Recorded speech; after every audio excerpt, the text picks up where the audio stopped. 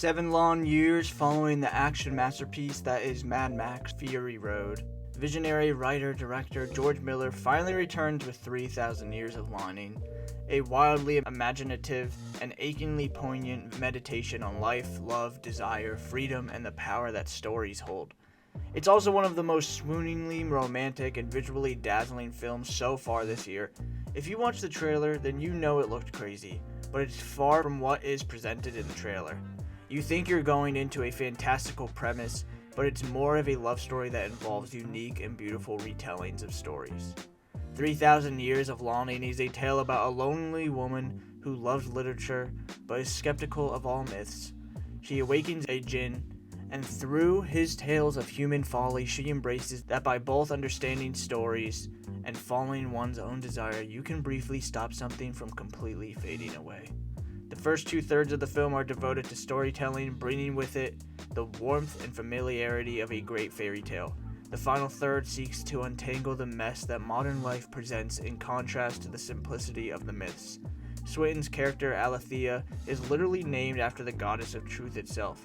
She, being truthful, is enraptured by the propositions of a djinn, struggling to understand if he is a storyteller or a trickster, or perhaps a storyteller and a trickster. His stories of the past, lost loves, and longings for fulfillment allow for Miller to expand upon a new type of human epic, stretching across the huge expanse of time that Elba's djinn has seen, not only from the inside of an ornamental flask, but also within the confines of his own longing.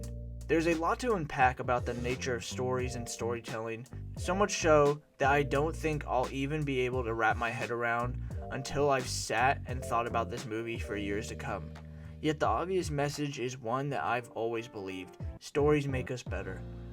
Though we may change on an evolutionary level, and though we may pretend that we have loftier ideals as a society now, we are the same terrified bits of dust that we've always been. Stories are the constant that help us navigate life that may be too painful or too extraordinary for mere humanity to comprehend. In short, it's too beautiful to let go of. I fear that this won't be a movie that many people will truly enjoy.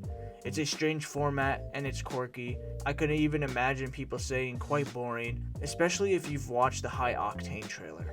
I just think that George Miller managed to capture the story in a bottle. 2 characters tell each other stories. 2 characters come together in solitude. 2 characters dare to hope they can find a place to belong through these stories.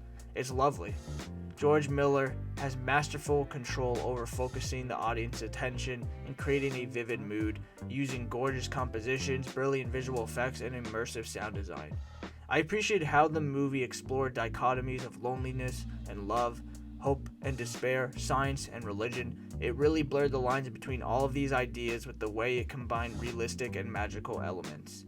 The ending left me wishing for a bit more, but the majority of the film, where the 2 leads sit in a hotel room and tell stories revealing themselves to each other, absolutely made up for it. I honestly could have watched hours and hours of that. I walked out thinking, yeah, okay, that was good, but the more I sit and ponder on it, the more overwhelmed I feel. It's never truly clear to me which films will stay with me and which will not. So far this year, very few films have stuck with me.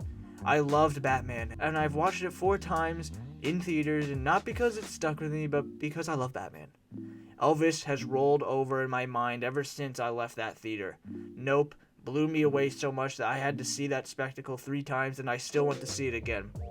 And now 3,000 Years of Longing has taken another spot in my overworked, movie-loving brain.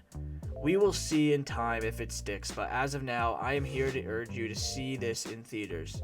It's not very often we get an entirely original film. It's just a plus that it's a modern fairy tale. I'm beginning to wish we'd never met. Don't say that!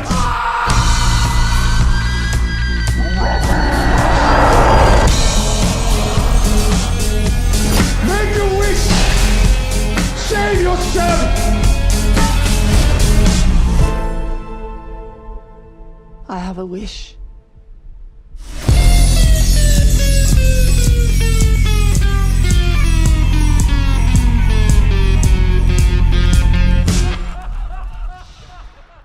Tune in every Friday for new movie videos. Please like, share, and subscribe. Comment down below what other movies you would like me to do videos on.